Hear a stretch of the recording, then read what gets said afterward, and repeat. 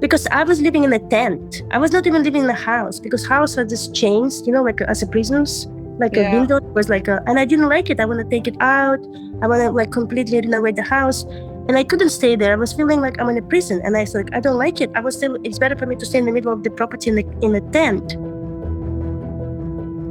Welcome to a new episode of Most Memorable Journeys. I am here with the lovely, beautiful Aisha Makara, and she is so many things. I'm going to have to read it. She's an artist, a creator, a life coach, an author. I think she's a lot more than that. And I want to find out everything about you. Welcome to Most Memorable Journeys, Aisha Makara. Hello, Elizabeth. Thank you for having me. I really appreciate our time together. And I don't know even where to start. I do. I know that you were born in a country where I've actually been. You were born in Mongolia, and I only have one friend from Mongolia, and this is a shout out to Nara, who I have to contact afterwards. Tell me about, you were small when you left Mongolia, weren't you? Yeah, my mother born when I was 2 and grew up in Russia, on the Russian border, like close to between Kazakhstan and Mongolia. And so like it was completely different life. I grew up in a very free environment. I mean, it was like, for me, it was free because I can do whatever I want. I can jump and run and play and do many beautiful things. At the same time, it was a very brutal environment because it was like Russia at that time. It was Soviet Union, and all like the crash of Soviet Union, like all the perestroika came over. So like I grew up in many things was happening in that time of the Russian history or like Soviet Union history. And for me, it was, I was just a child, like little child who didn't understand what's going on, what's happening. In the same time, I was living like free. Let's say like I didn't have any parents, right? Nobody like kind of like care about me, and the adults who was in the house, they didn't have so much time to pay attention to all the kids, and they were like just paid workers who get to kind of like take care of the kids who is there, but they didn't have the love, the I call it like the warmth that kids needs. And I didn't understand as a kid when you're like growing up in that environment. You don't understand so much about that coldness and that type of the environment. When you grow up, of course, you have more like to compare with and kind of to see and learn and but I don't want to victimize the reality I was living in that time because I feel I was very free. I was doing a lot of things. I was run away. I was coming back.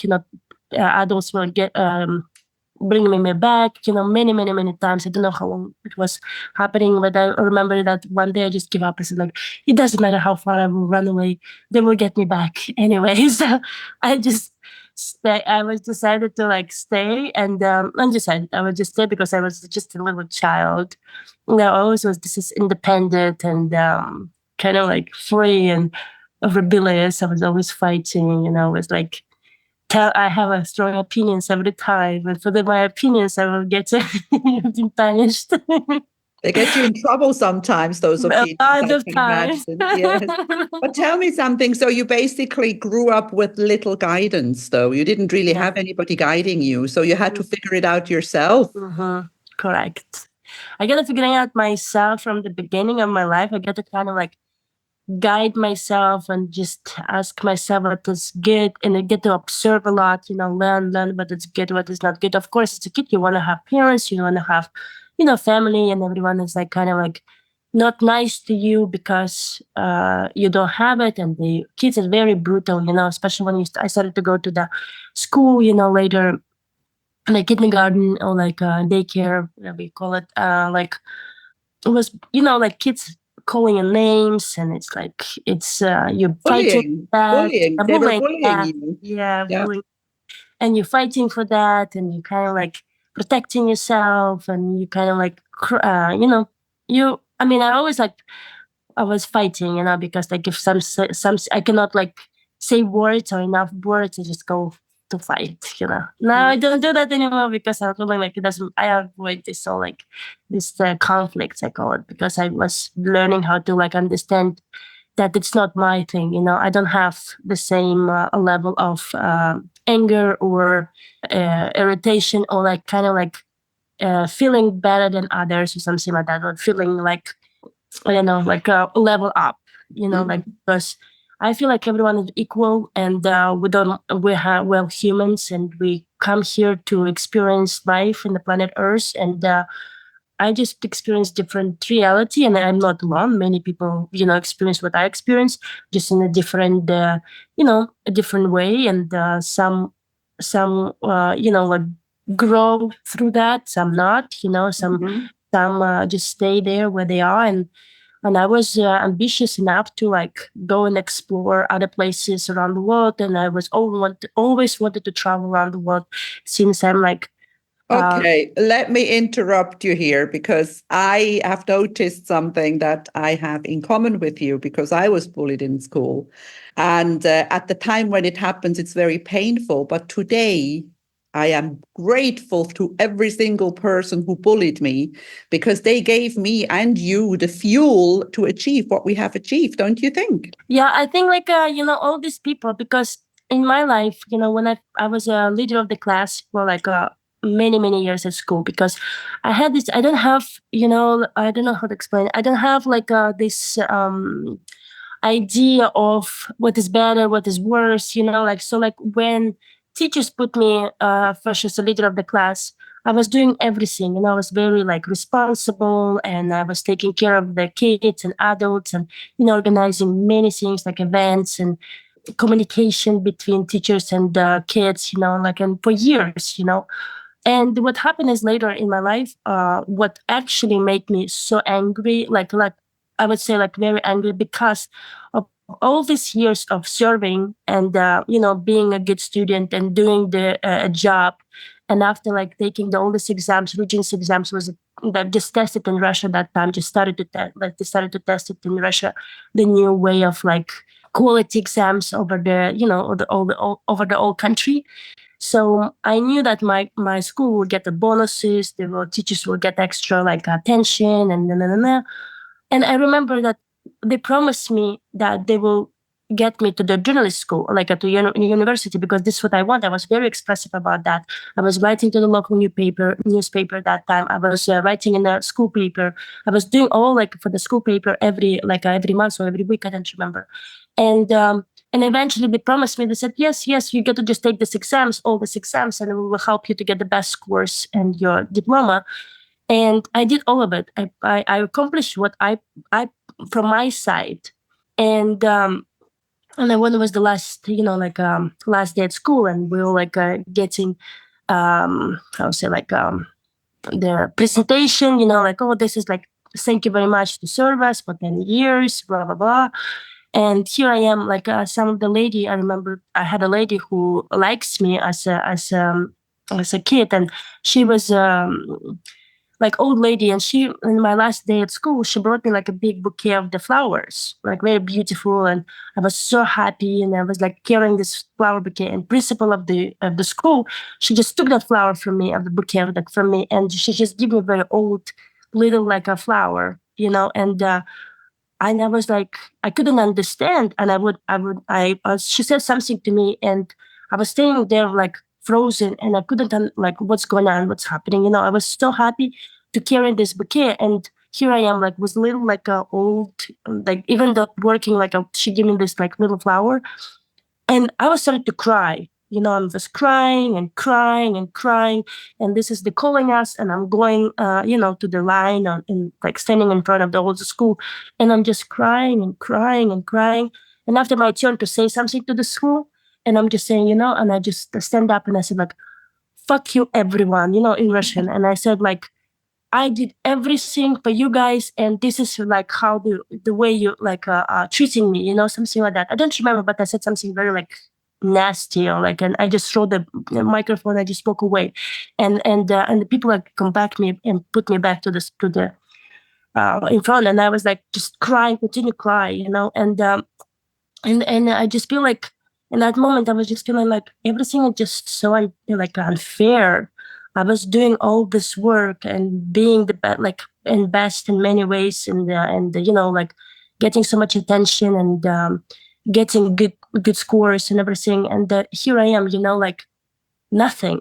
And of course, they didn't give me the opportunity to go to the journalist school. They took my quote because I'm like I had a quote as an orphan, and they didn't even tell me about that. I discovered it 2 years later, Mm. But I started. I didn't give up. I like, okay, who we need right now, and we need engineers. So I went to the engineering school because it was easy to get in. Like Where um, did you go to? In which town did you go to engineering school?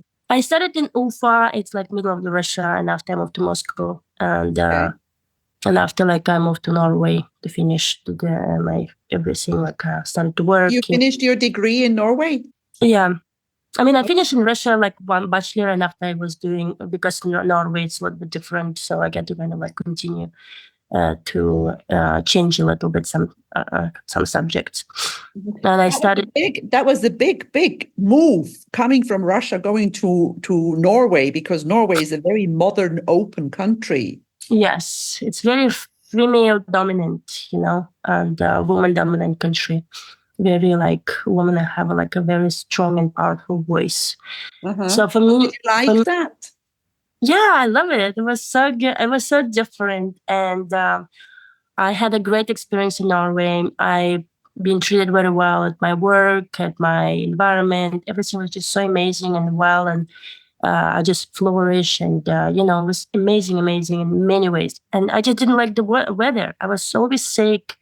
I'm feeling unhappy because weather is just make me feel so. It was like I was living in north of Norway, where is a midnight so like like the they like 6 months is dark and 6 months is light. Mm-hmm. So I was living there for many years like this, and what happened is like I just being sick all the time. I had many like problems with my kidney, and after I started to have problems with my heart, and like I had always like something, and I was started to ask myself, it's something, it's not my body doesn't like it. So after like 5 years, I think I started to kind of like decided to go somewhere else. Like I get to move somewhere else because I'm not feeling 100% here. I'm not like everything is fine in the environment, like in my social settings and my work and my life and my relationship, and I just didn't feel like you know Uh-huh. Where did you go? so I started to travel. I did the Camino de Santiago. I wanted to move to America. I moved to Los Angeles first and want to be an actress. And my friends was in Norway said to me, "Why do you moving to Los Angeles? You don't even speak English." And I'm like, if to be an actress, to be in Hollywood, why I will learn English. Give me like a few years, I will learn English and I will be an actress. It's going to happen. And so I moved to Los Angeles and I started to do my career there. And I was running, like, doing these background jobs, and I was learning English at the same time. I was doing a lot of things. And what happened is like, I just discovered that it's just too much. It's a big city. Los Angeles is a big city. And I remember when I wanted to move to Moscow many years ago, I was so scared, or like so like feeling so scared to move to Moscow because Moscow is too big city. And here I am in Los Angeles. I was like, in the beginning, I felt like it's too much because it was a lot of driving and driving and driving and driving, like circles of different like neighborhoods of the Los Angeles, of doing the background jobs, a lot of networking. And I meet some people said to me, "Oh, you get to do networking at least for like 3 or 5 years, maybe 7 years, until you get into some level of, like work that's it will help you to grow up. This all this networking things." And I was like, "Oh my gosh, it's just so expensive to live here. I will continue to 7 years. I don't have money for 7 years to live it like this, like but I made money, but it was not like, like good amount of money. You get to kind of like all the time being living in a car somehow. So I didn't like it. I was feeling like just too much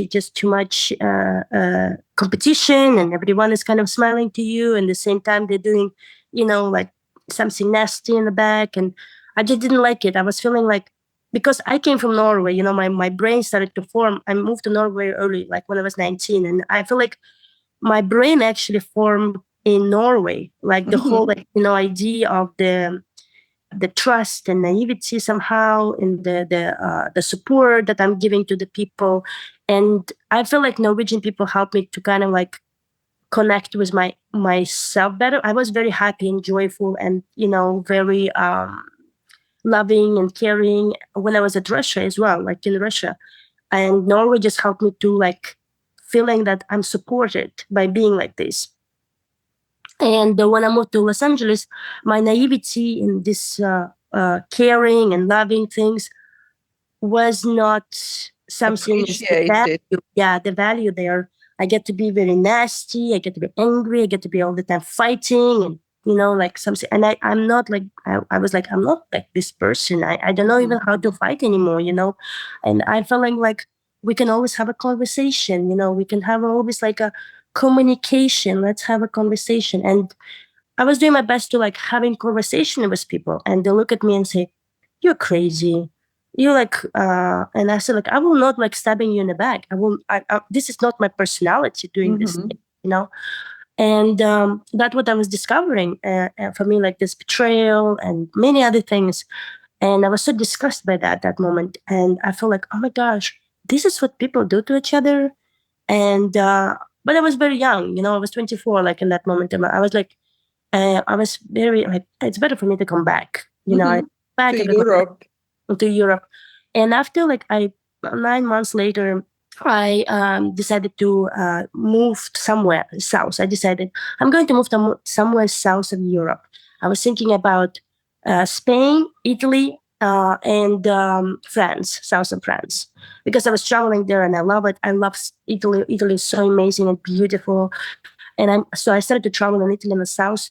Italian doesn't speak English at all. I was like my English already like, improved in some level, and I want to like I knew that I get to learn the new language again.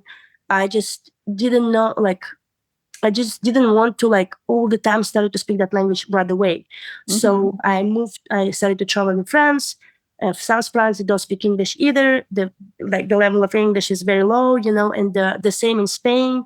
I moved to Spain first to Malaga because it was like a big Norwegian community there. And I was like, yes, okay, I'm going to be living here. And I remember somebody was telling me about Portugal, and I didn't hear anything about Portugal, nothing. I was like, Portugal? Okay. And I had time. I said, like, okay, I'm going to travel backpacking for 2 weeks. And I went to backpack to Portugal for 2 weeks. I love it. When I arrived in Lisbon, I'm like, this is my city. I just feel it. And I'm like, this is my home. And I started, after 3 months, I moved to Lisbon and I started to live here, and I started to work in real estate. And after like did all the course, like all the things, and I worked for the international market, luxury market. And after I opened the property management company, I think after like 3 months or 6 months, like by learning, I was like, oh, Airbnb would be very good here, like, and I started to kind of developing this idea, and I started to kind of like grow very fast, very very fast. Everything started to grow and evolve so fast that one day after like I was so exhausted, like after 2 3 years, I burned out because I felt I'm doing it for money, because of the lifestyle and money, and I just want to be kind of like motivated by money at that moment of my life. Because like when I moved from America, everyone's talking about like a making million. I want to make my first million. I want to make my first million.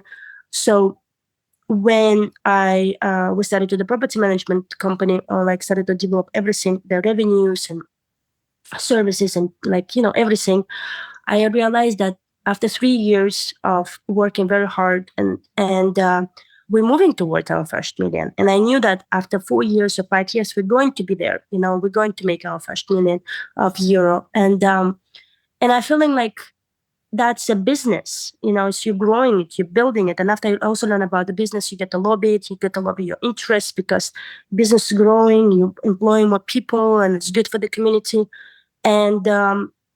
And you kind of like learning that it's not just a business. I was started to think more. I started to develop my business. I get more involved with politics. I get more involved with local community. Getting involved more like with other things that also connected to the network. That it matters for my growth, for my business growth. And so I was learning a lot of things that moment of my life.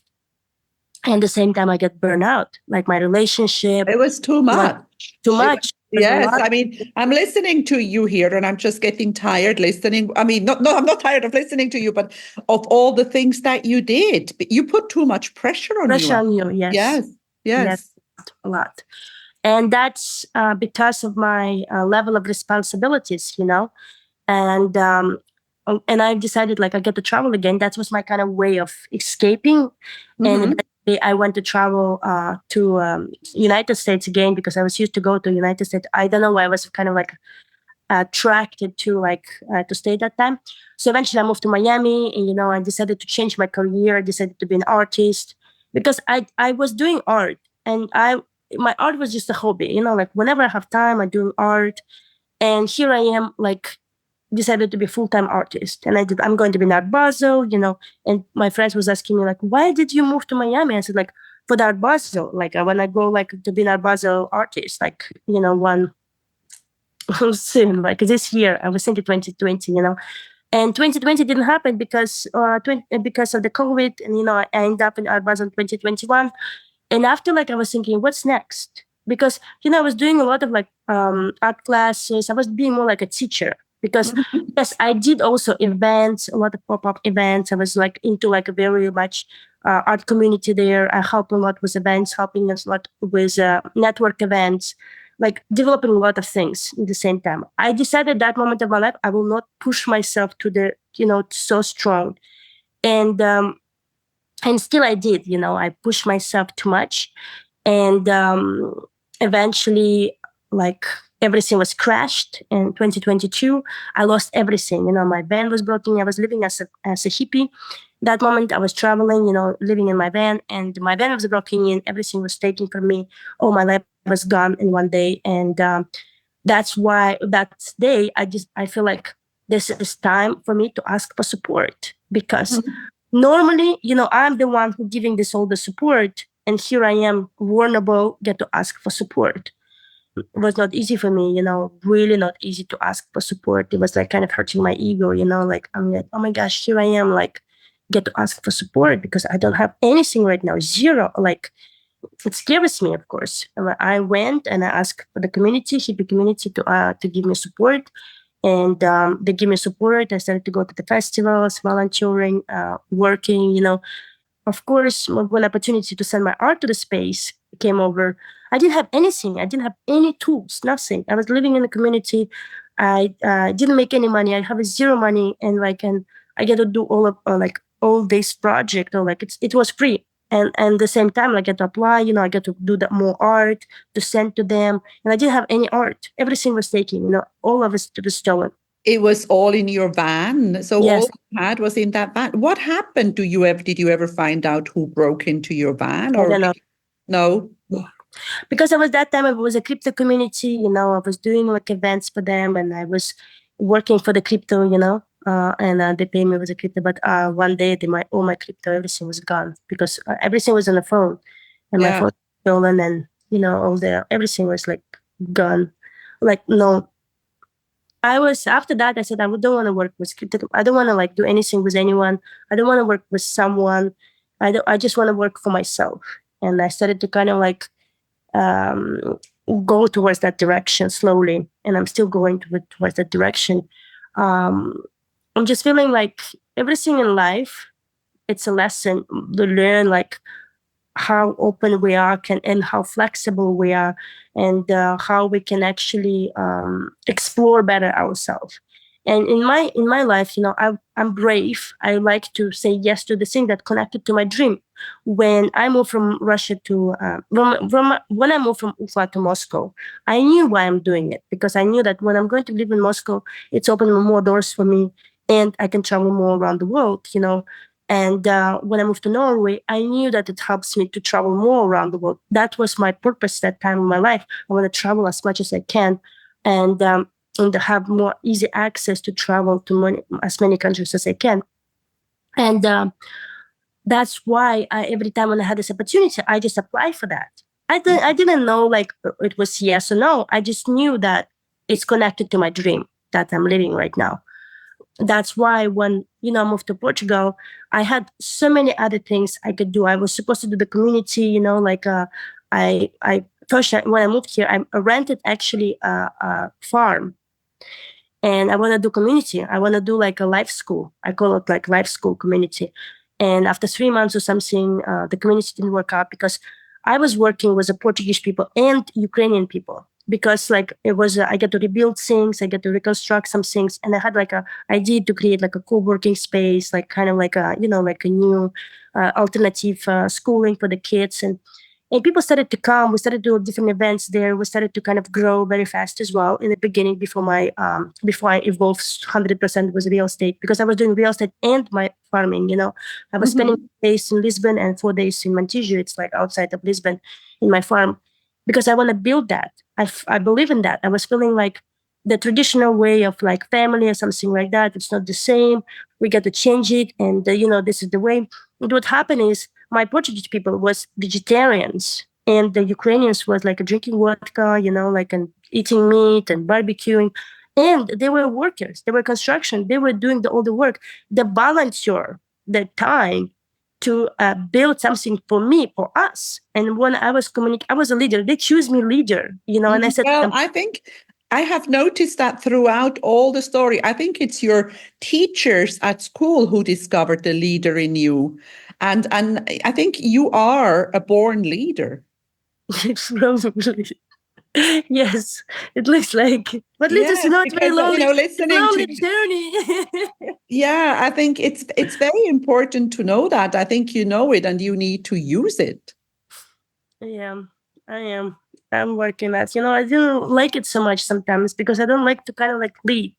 I feeling like it's kind of like it's just natural for me. It's like so Hmm. natural, and people just following me in such a natural way, and I'm feeling like sometimes it's like too much because I have these moments of isolation, and I cannot do that because as leader you cannot isolate yourself for like a month, and it's not good.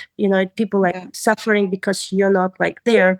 So I started to communicate better about that with myself. I said, you get to communicate with people because they love you, they respect you, they want to be with you, and you get to communicate when you have this moments of isolation. You need this isolation moments, and what happened in this community that I was building in that moment, they started to have a conflict Hmm. without me because I was 3 days a week. I was in Lisbon and I was 4 days in home. Like, and I was telling them, guys, listen, these people, they building our community. They really do. They're building right now this new house. They're building this. They're building that.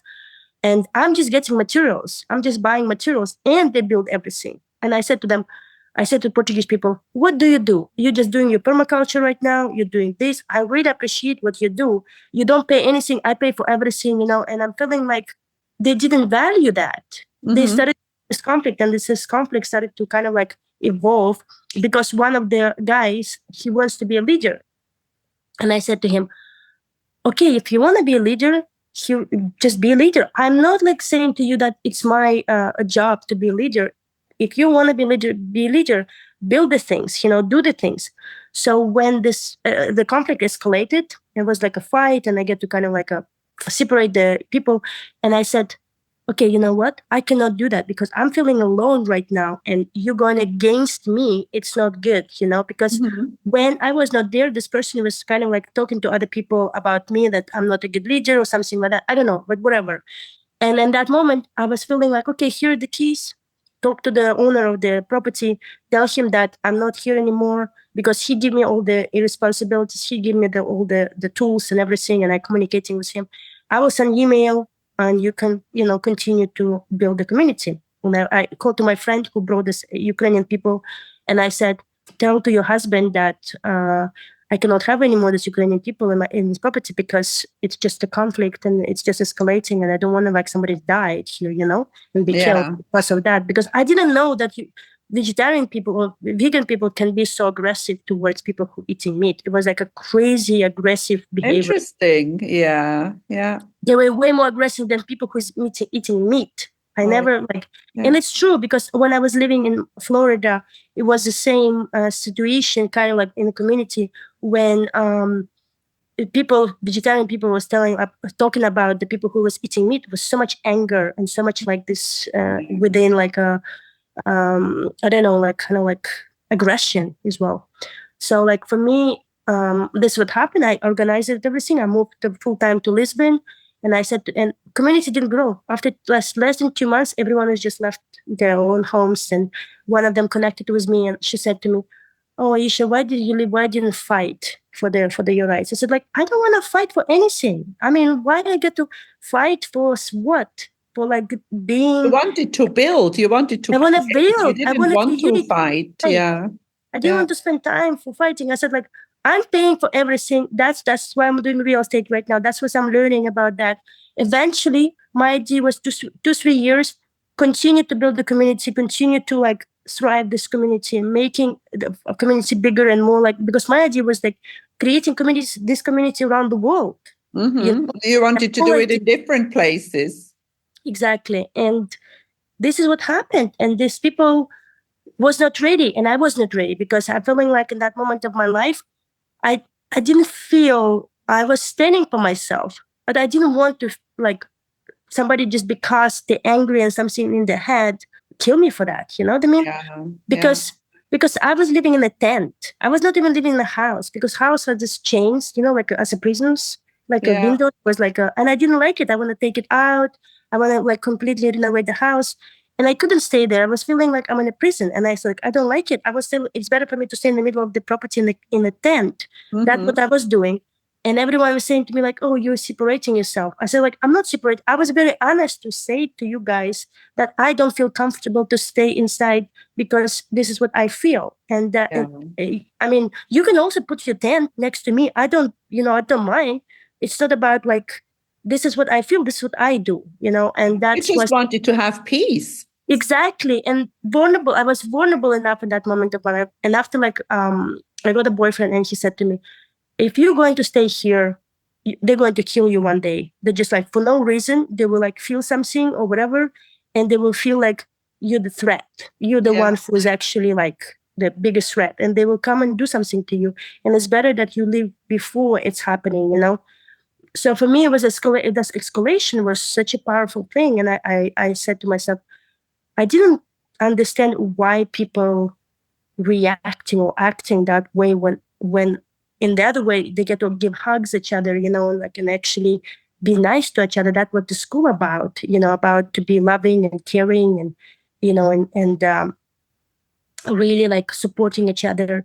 And I started to discover that the Portuguese people were very nationalistic or like kind of like not like in a way that they couldn't accept other nationality being in the space. And I said to them, I'm not even Portuguese. I was telling them this. I'm not Portuguese, and you accept me. I said, oh, Mm-hmm. you're different. I said, like, it's not big a different just because I'm having education and I have like a grant in Norway and I was living in Norway. Now I'm like here, like, and these people don't have education, and they just immigrants moved from Ukraine to feed their families in, sending the money to Ukraine. And yes, they have issues. I mean, they're working as a construction workers and they come back and when have time and they don't work, they're helping me here in the community Yeah. because they don't Yeah. pay rent, anything like that. And I couldn't understand the mind in that moment. I was in my 20s and I understand that I couldn't, it was in my mind, everything was clear and pure. I knew what's going on, what's happening, where I'm going, with that. And I feel like I'm very clearly communicating that with people. In reality, people didn't want to hear. They didn't want to grow, let's say like this. They didn't want to like change their reality. They're just stuck in the victimizing themselves Victimhood. Victimhood. mode, Yeah. Yeah. and they didn't want to grow from Yeah. that. Yeah, I think that's one thing that because you're also a life coach, I'm a life coach. I don't think because people you cannot change people. People have to be willing to change themselves. And I think this idea, this victimhood situation, you just have to leave them until it hurts so much that they actually realize that they have to do something about it. You never know. That's what I'm agree with you because I learned one things. I cannot help other people anymore. I even so, I like to support and I like to guide them and I like to like, and at some point I already know, like, after like a conversation, two conversations with human being, I already know how negative they are. Yeah, it's your The people's words. knowledge. You acquired all these people's knowledge in all those years. Aisha, we're already getting quite to the end. I want you to tell first of all, one thing that I want to know from you. You speak 6 languages. What are they? Well, I speak Russian, I speak Norwegian, Swedish, Portuguese, English. So you learned good English in the USA, even though you didn't like it. Yeah, I gotta learn, like, I even wrote a book in English. Yeah, that's the last thing I want to talk about your book a little bit, because we're going to put the link to your Amazon in the show notes. What's the book about? It's called a Joyful Living Guidebook. It's so after like all the journeys that I had, all these experiences I had, I wanted to share with people my art and some suggestion or guidance towards a joyful living. And it's a choice. And in my book, it's like I'm describing something very simple, like a simple way of being joyful, having your favorite cup of tea, or like like something very But the easy. little things, The yeah. little things that make your life joyful, like sun today outside, having sunrise or sunset works. And I'm just feeling people don't appreciating your life, appreciating gratitude. It's one of the like my meditation, like a manifestation, like trust to the journey. Like when you make a decision, like it's happening naturally. Trust, don't doubt yourself. Just like trust that it's going to happen. Be pure and clear and intentional about what you want to create in your life, and just be. It's simple. That's my kind of like a book about. It's like just different, simple, joyful steps towards joyful life. I think that was a lot of advice in the last 2 or 3 minutes, and I think that's a perfect ending to this podcast episode. Thank you so much for being on Most Memorable Journey, Thank you Aisha for having me. Makara. Thank you. Thank you for having me, Elizabeth. I really appreciate it. And joyful living. Namaste. If you enjoy my podcast, please like, share, and subscribe to my channel. You will find all the information in the show notes.